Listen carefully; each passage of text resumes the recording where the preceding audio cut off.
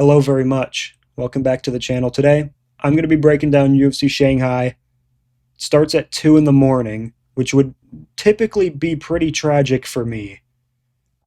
But it starts at 2 in the morning with an absolute banger between Mingle Dingle and Cameron Winter. Now, before I get into this breakdown, I want to formally apologize to my good friend Artem MMA for what I'm about to say. All right? I'm sorry, Artem. I hope this breakdown doesn't ruin the great friendship that we have. Please don't block me on Twitter. I'm picking Cam Nelson. If you guys don't know Artem, he's the president of the Mingle Dingle fan club. And I can get behind that. Ming Ding's a fun guy. Artem's been watching him through the Chinese regionals for fucking half a decade. Look, I respect it. And this isn't really a Cam Nelson pick. It's rather a Ming Ding fade. Which, again, sounds worse to the Ming Ding fan club. But I just don't see it, man, with Ming Ding. All right? There's nothing to see. He has 45 fights. The fact that he has 45 professional fights, 35 wins, and there's about 8 minutes of tape on Cam Nelson, and they're even odds, I think shows you everything you need to know about Ming Ding's level in the sport. I don't think this is even a mislined fight. I think this is very 50-50. If Cam Nelson just sticks to a game plan here, I'm sure you guys didn't watch Cam Nelson tape. It is very challenging to find, but he sticks behind the jab. He's pretty composed. He likes to end, combos, if you will, with kicks. He's a big jab, low kick guy, jab, head kick off the same side. So it's nothing Ming Ding hasn't seen before. But this guy Ming Ding in his last few, he hasn't done it for me, man. Maybe back when Artem started watching him, he was just electric. But, this Jose Souza fight, you can argue he won it. I don't hate that take at all, really. But it's Jose Souza. I think this guy's going to get slimed out bad by any UFC level guy. And I just don't think Ming Ding is UFC level, unfortunately. And could we learn that Cam Nelson isn't UFC level at all either? Sure. Maybe we could. But honestly, I trust the youth over the experience in this one. I don't know why, honestly. It's just I can't pick Ming Ding to win a fight in the UFC. It just doesn't seem to be written in the stars for him. Cam Nelson, brown belt in jiu-jitsu. He's a hockey kid. I'm sure he's a little rough, dude. Fucking grit down, let your nuts hang, and just beat Ming Ding. Cut him, and then Artem will probably never show his face again.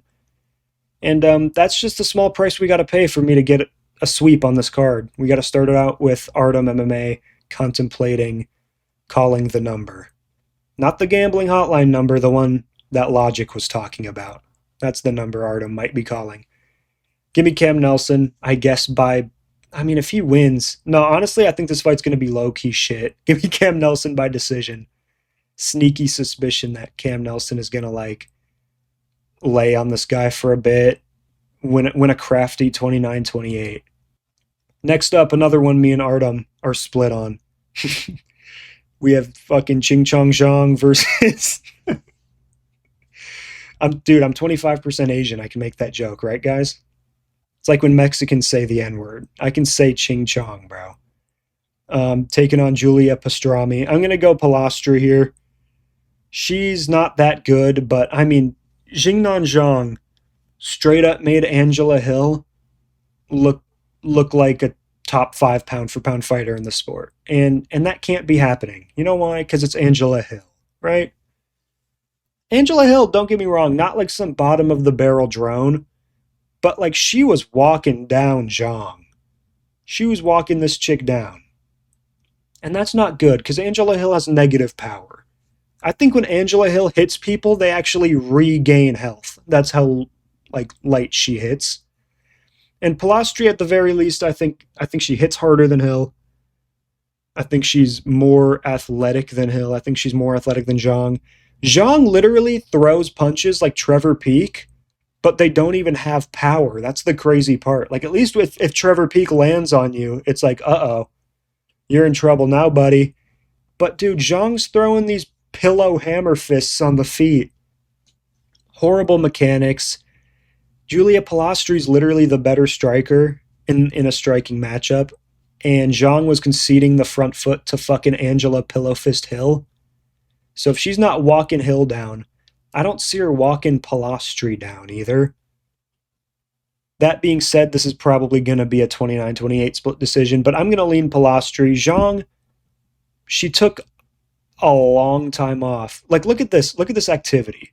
5 years ago, 4 months later, and then like a year later, then a year and a half later. Like, she doesn't fight a lot. Look, bro, she's 38. Fighting a 28-year-old. Polastri seems like the pretty obvious pick here. Not that I won't be surprised, or not that I will be surprised if Xiong wins this. It's just, there's no reason she should. There's no reason to pick her after seeing what Angela Hill did to her. So I'll go Polastri by decision. Next up, Lawrence Louis versus Hector Santiago, the third brother of the basement yard. Hector Santiago. He's like the third Jonas brother no one cares about. No, Hector Santiago's low-key not that bad. He hasn't fought anybody, obviously. He fought on Manny Moicano's promotion, which is funny.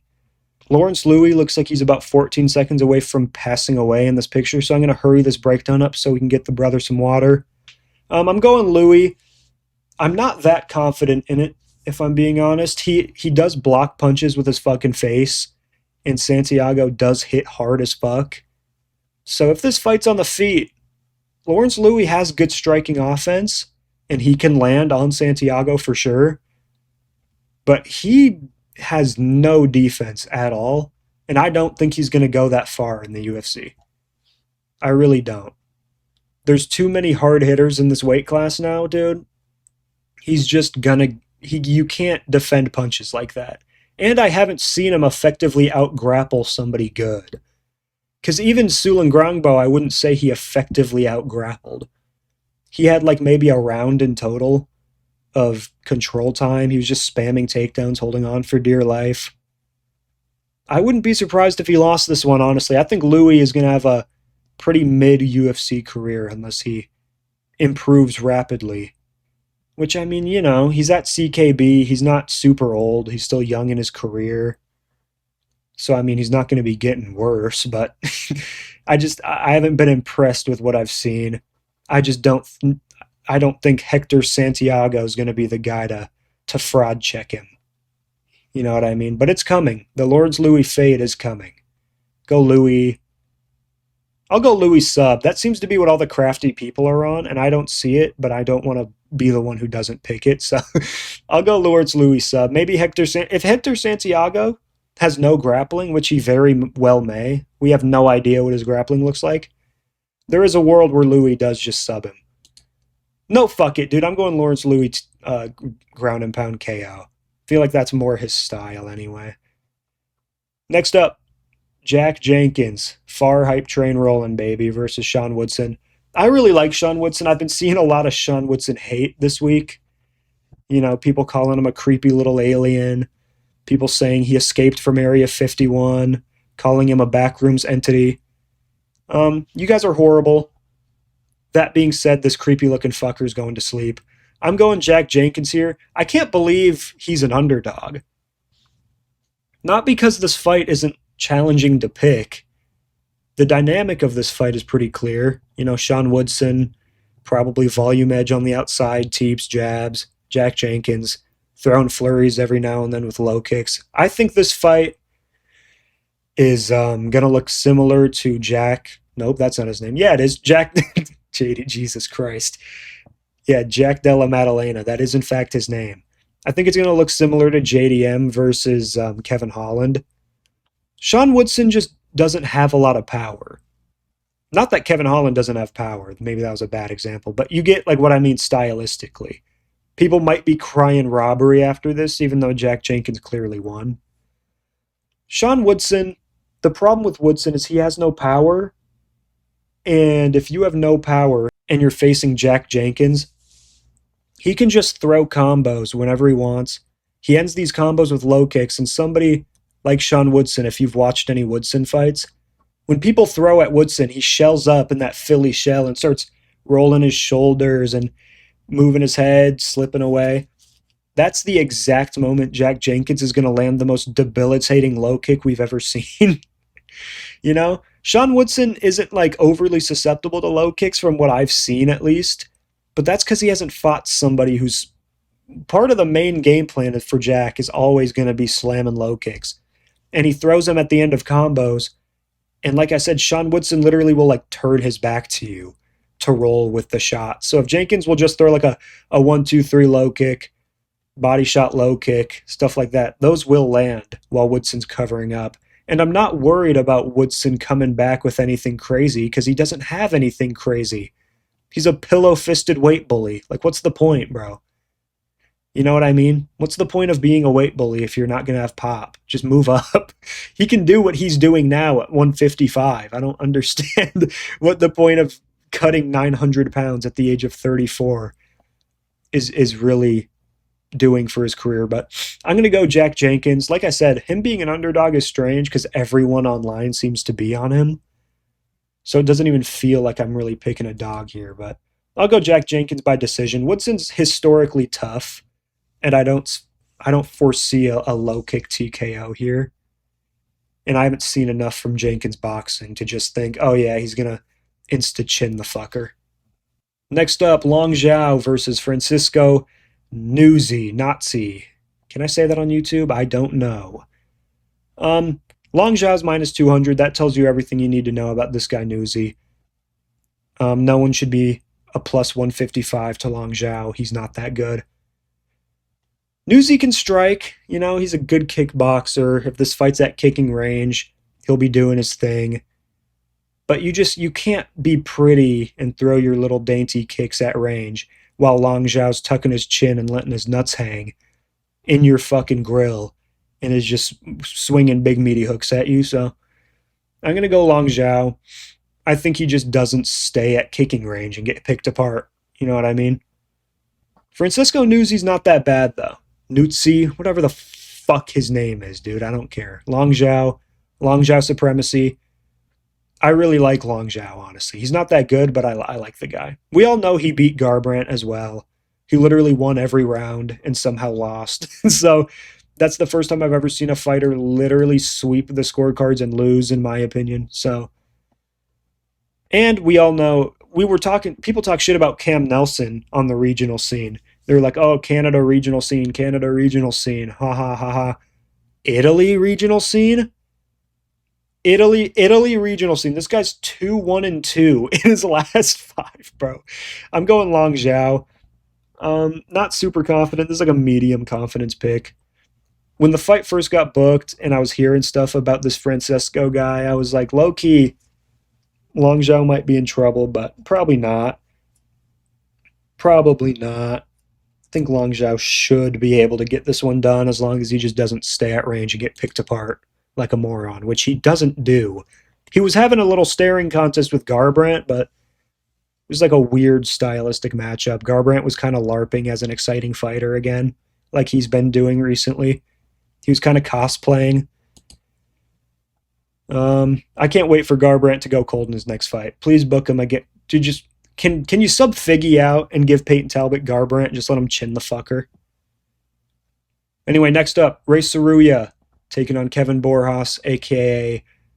the worst human being alive. I'm going Ray Tsuruya. I'll go Ray Tsuruya sub.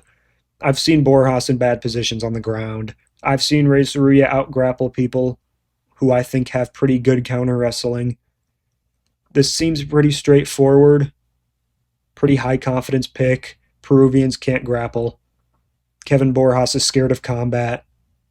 Ray Tsuruya supremacy. He's on steroids. Need I say more? Go look at Ray Tsuruya versus Joshua Van and then go watch Ray Tsuruya versus Louis Garule and tell me this guy Ray Tsuruya's stack isn't fucking generational. That guy's built like a fucking Dorito. The back wideness of this guy is genuinely disturbing. Ray Tsuruya is going to squeeze this Peruvian's head off. Next up, we have Kevin Borjas' son taking on Namzrai Batbayar.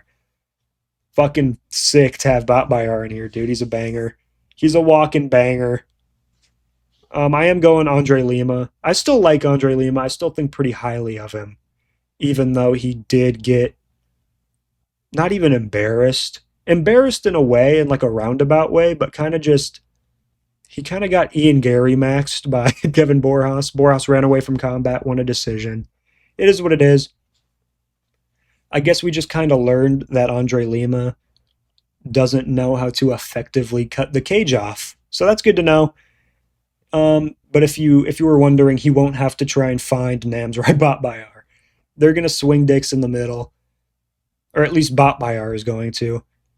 And I think Andre Lima, he does stand very still. He relies a lot on his guard, which could get him in trouble here, but I don't know, man. I think Andre Lima's just too slick. This is more of a fight that he wants than the Borjas one. He'll be able to land counters here. This fight reminds me a little bit of Joel Alvarez versus Elves Brenner. Lima and Alvarez both have the same problem of being on the front foot, yet not throwing anything at all. You know what I mean? Like Joel Alvarez in that Elves Brenner fight, he was just kind of standing there, letting Brenner throw at him and miss. And then, like, once a minute, he would land a fucking flying knee, head kick, 1-2 that hurt Brenner until he finally clipped him in round 3 and finished him. So this could get weird maybe if Lima can't find a shot to hurt Batbayar and we go to a decision. Because Batbayar could be up on volume, maybe. But I think Lima will find the shot. He's very composed in there. I think he'll find a read on Namzrai. Probably get him out of there in the second or third on some Joel Alvarez shit versus Brenner. I think that Borjas fight, or at least I hope that Borjas fight, pissed him off enough to come in here and fucking throw. Next up, Belal Hassan versus Nilson Rojas. This is a weird fight. This is a really weird fight because they're both 9-0. Neither of them have fought anybody. Like, that's the thing that we need to talk about. These guys are literally on the same level of competition. Like, in my eyes, I don't see how Belal Hassan can be minus 500 here. What has he done that makes him minus 500 that Nilson Rojas hasn't done? like Nilson Rojas would have done the same shit to fucking, Mridul Saikia, bro. Like, that random Indian jobber that Belal Hassan fought, that absolute pigeon, would get starked out cold by Nilson Rojas too. So I don't really see how people are calling Belal Hassan some future champ already. Don't get me wrong, he can clearly strike. He clearly has a future in the division, right? He's big. He's very dangerous. He attacks the body. But him being big is kind of scary here, dude. Cutting weight twice in 2 weeks. Going to fucking Indonesia or going to China. I don't know. There's a world where Nilson Rojas squeaks this out. I'm going to lean Belal Hassan here. And I say lean because I'm not confident. I'm really not. I think Nilson Rojas he could beat a lot of flyweights. This guy hits hard as fuck. He's not as big as Hassan. You'll definitely see that. Or at least not as, like, long, I guess. Hassan's a big fucker, right? I shouldn't need to explain that. He's a big dude. He hits hard. He'll attack the body. But, I mean, he is hittable. You know, he throws some naked kicks. If Rojas times one of those, it's going to be bad. I just kind of have to lean Hassan because I think he can win the minutes on the outside and maybe find a finish late. If he goes in here and just insta-kills Nilson Rojas, that would be kind of impressive to me. It really would. This would be his best win by far. It genuinely would be. But I trust in the Hassan progression. I think he is really good. He's a great striker. It's just, this isn't Chapman that they're given to Anthony Wint as like a layup. I don't agree with this line. I don't think Belal Hassan's going to look minus 500. I really don't. But I'm going to go Hassan. He has too much plot armor to lose. Minus 500 is diabolical, but I'll go Hassan. And if he wins, it probably is a finish. I'll go late, third round finish. Rojas maybe gasses out a bit. Hassan Because Hassan doesn't just insta-chin people in a round always. He can go late. He's knocked people out in round 3 before. I'll go Hassan late KO. Next up, this one's not going late. We have Levi Rodriguez Jr. taking on that guy's name, who I'm not saying. Silu? Luce? All right, bro. Levi Rodriguez, dude, this is the most 50-50 fight I've ever seen in my life. And this guy Lou's getting picked 74%. You guys are fucking drones. You guys are actual fucking androids. Levi Rodriguez is kind of a victim, and I don't like him at all. But, like, this guy Lou can't fucking grapple. If Rodriguez goes in there and kind of, like, cosplays as a striker for one exchange, he can get a takedown here and win. He genuinely can. If I'm Baby Monster's coach, I'm literally saying go out there, throw a 1-2-3, duck under his return, boom, you win. Because this guy Lou is just going to trade with you, you know? If you start swinging at him, he'll trade. Shoot a takedown, Levi. Actually, don't, because I'm going to pick Lou. I think Lou is the better striker, and I don't trust Rodriguez to wrestle, even though on his Instagram he is wrestling. He is putting the fucking boots on and he's wrestling, but until I see him do it effectively in an MMA fight, I'm not going to pick it to happen. But if you're picking Levi Rodriguez, you're kind of a dog, and I respect it. So I'm going to go with the Oriental Dragon here. He has a shit ton of experience in kickboxing, I think K1. And crazy low kicks. This was supposed to be poor Junior Tafa. And I mean poor Junior Tafa. Would have gotten instant low kick TKO'd by Lou. But I think Lou just lands a few low kicks, they start trading, and I'm just going to lean on his side to land the first shot. Levi Rodriguez, I don't like his build. Give me Lou by KO round 1. Next. Did someone just break into my apartment? What was that sound, bro? Holy smokes. Not dead ass, bro. What the fuck was that? Whatever. Whatever. We have to talk about Alex Perez versus Sumudaerji 2. The rematch everybody and their mom really just needed to see. Sumudaerji is going to be the pick here. I'm not spending too long on this one because I just don't care. We already saw the fight. It looked like Sumudaerji was on his way to winning. So I'm going to go Sumudaerji. You know what I mean? Alex Perez only getting older. Sumudaerji was winning. It was 1-1 going into round 3, but Sumudaerji had all the momentum. He looked like he was honestly en route to getting a finish too, so I'll go him, I guess. Such a useless fucking rematch, bro. I don't care. Next up, Aoriqileng taking on Kai Asakura. Kai Asakura is minus 400. I don't love that, but I'm obviously going to pick him to win. This is going to be a pure striking match. Asakura hits way harder. He's faster. He's more dynamic. Better timing. He's just the better striker in a striking match, but I will say, Aoriqileng is chinny, but Kai Asakura doesn't move his fucking head. Like, his striking defense is really bad. And Aoriqileng does have some snap, you know? If he lands just a clean 1-2 on Asakura early, dances around, gets to round 2 and 3, Asakura's not finding the shot, Aoriqileng's making a miss. Like, this could get interesting, but that fan fiction I just made up probably isn't going to happen. I'm going to go Asakura. They're probably just going to fucking trade in the center. They both really want to be on the front foot, so I see them just kind of staying in the middle until one of them gets dropped, just going back and forth with a combo. And I just think Asakura is the better striker all around, really. Not much else to say. Asakura KO. Next up, co-main event, Yan Xiaonan, sneaky baddie, taking on Denise Gomes, sneaky baddie. I'm going to go Xiaonan here. Denise Gomes fights in slow motion. Does she hit hard? Yeah. Does Yan Xiaonan have a suspect chin? No. I'm not going to pick a high-level women's strawweight fight to end inside the distance anymore. It just doesn't seem to happen. You know what I mean? Dern Robertson looked like the most guaranteed Dern finish ever, and she still couldn't get it. Jillian versus Richie, or not Jillian, fucking Fatima versus Richie seemed like a guaranteed finish after round 1 or 2, and she couldn't get it. Xiao versus Gomes, people are like, dude, Gomes is gonna chin her. No, she's just not.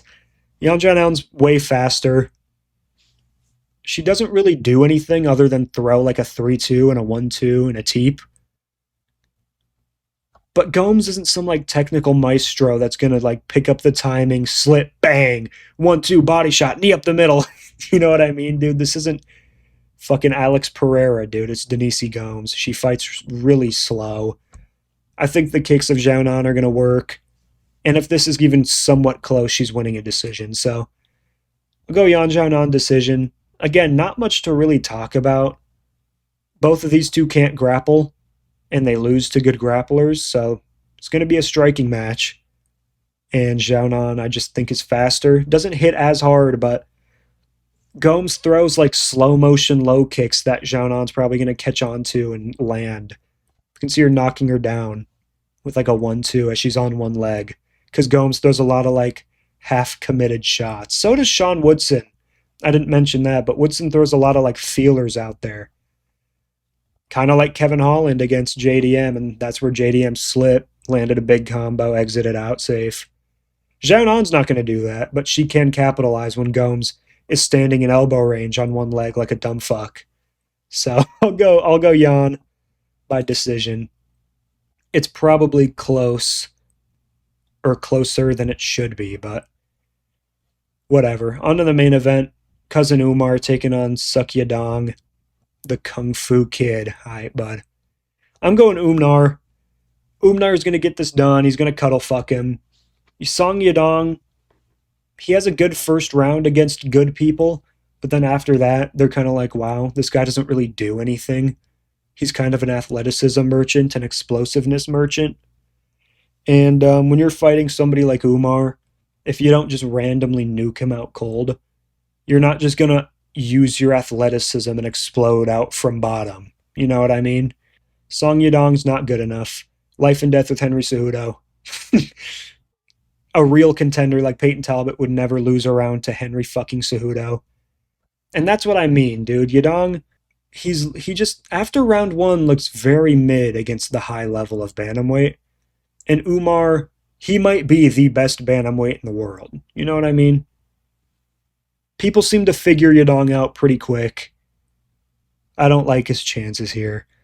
I think the forward pressure is going to bite him in the ass. He's going to be running into takedowns all day.